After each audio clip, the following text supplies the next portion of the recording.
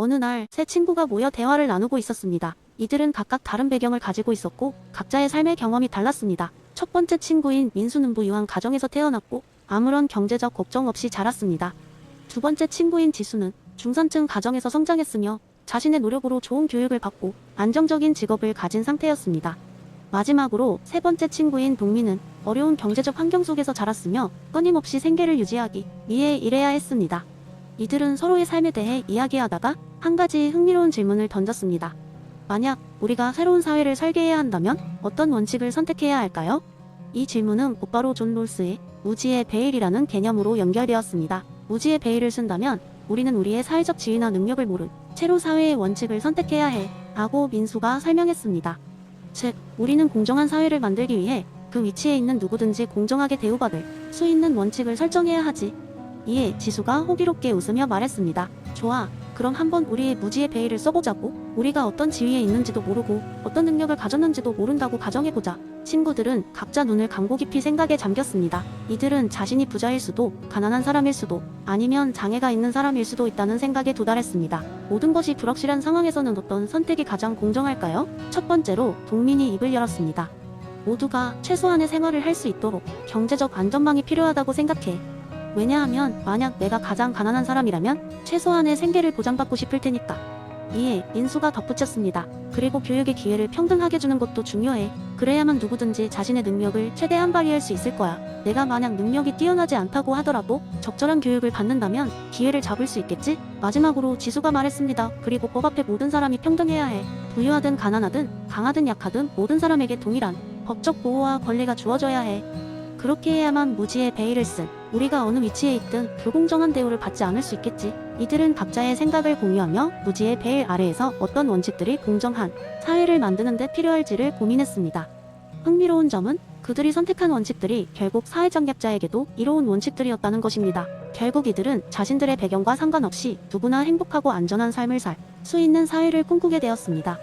대화는 계속되었고 이들은 사회의 구조가 어떻게 변화할 수 있을지, 그리고 각자가 어떻게 자신의 위치에서 공정한 사회를 위한 작은 행동을 시작할 수 있을지에 대해 논의했습니다. 이렇게 친구들은 존 롤스의 무지의 베일 이론을 통해 공정한 사회의 중요성에 대해 깊이 있게 이해하고 그들 스스로가 그 변화를 만들어 나가기로 결심했습니다. 두 번째 이야기인 날 어느 작은 마을에 공동체 정체성이라는 화두를 가지고 살아가는 사람들이 있었다.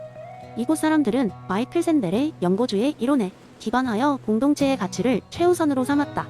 이 마을은 연고 마을이라 불리웠고 그곳의 거주민들은 협동과 공유를 생활의 기본으로 삼았다. 마을의 중심에는 지혜의 나는 커다란 나무가 있었고 전설에 의하면 이 나무는 마을이 처음 설립될 때 심어졌으며 그 가지는 마을 사람들이 이야기를 듣고 자라난다고 하였다. 그래서 매달 보름달이 뜨는 날 마을 사람들은 이 나무 아래에 모여 각자의 이야기를 나누며 지혜와 교훈을 얻곤 했다. 어느 날 마을의 도시에 살던 한 청년이 방문하게 되었다. 그는 도시에서의 치열한 경쟁 과계인주의적 삶에 지쳐 연고 마을의 삶을 경험해보고 싶었다.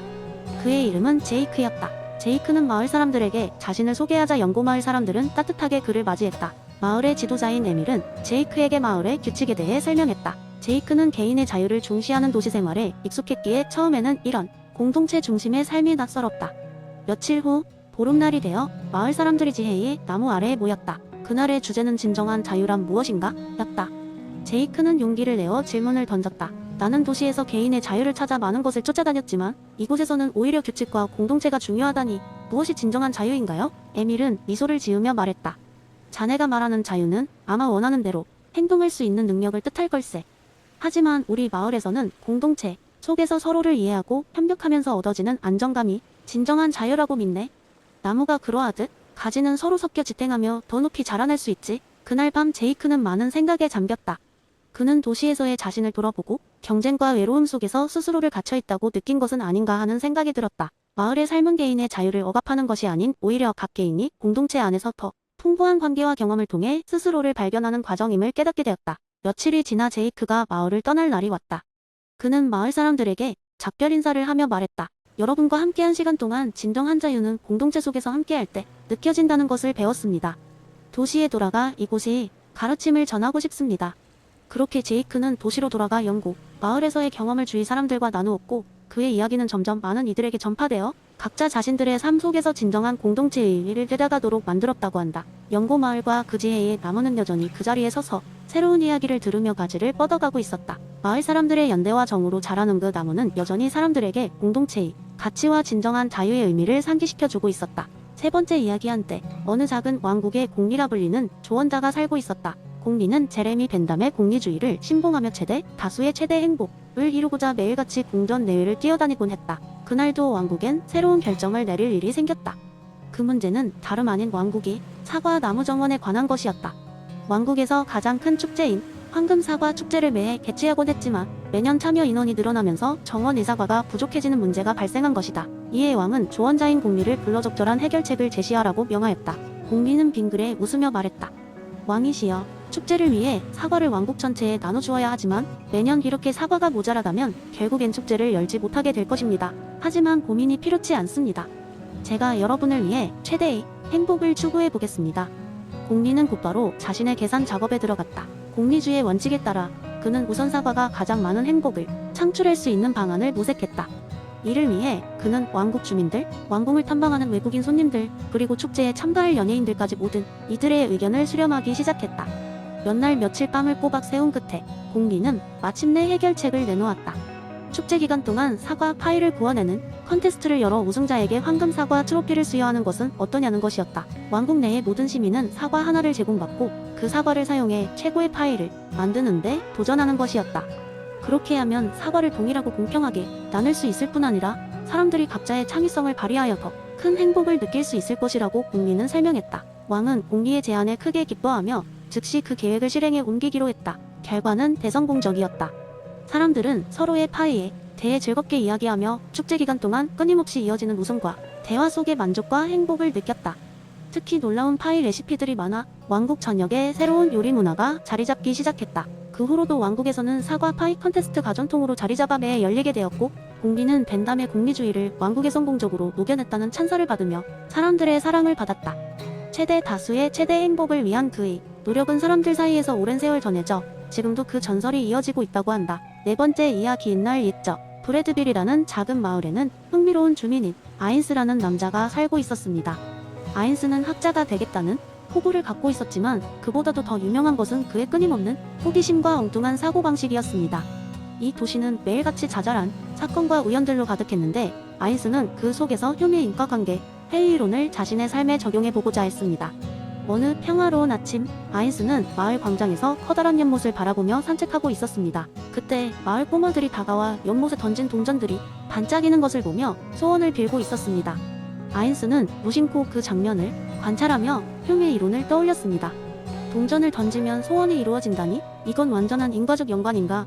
아니면 단순한 우연의 습관인가? 그는 다음날 작정하고 마을의 가장 나이 많은 주민인 오드 할머니를 방문했습니다. 오드 할머니는 지혜로울 뿐 아니라 모든 소문과 이야기를 알고 있는 것으로 유명했습니다.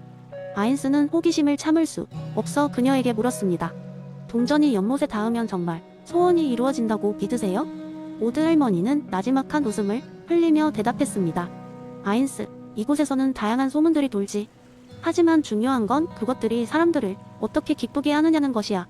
꼭 그게 진리일 필요는 없단다. 아인스는 이 대답에서 흉을 다시 한번 떠올렸습니다. 사람들은 소원이 이루어지길 바라며 동전을 던지지만 이건 단지 반복된 경험을 통해 얻어진 기대감일 뿐이라는 생각이 머리에 떠올랐습니다. 그는 직접 실험을 해보기로 했습니다.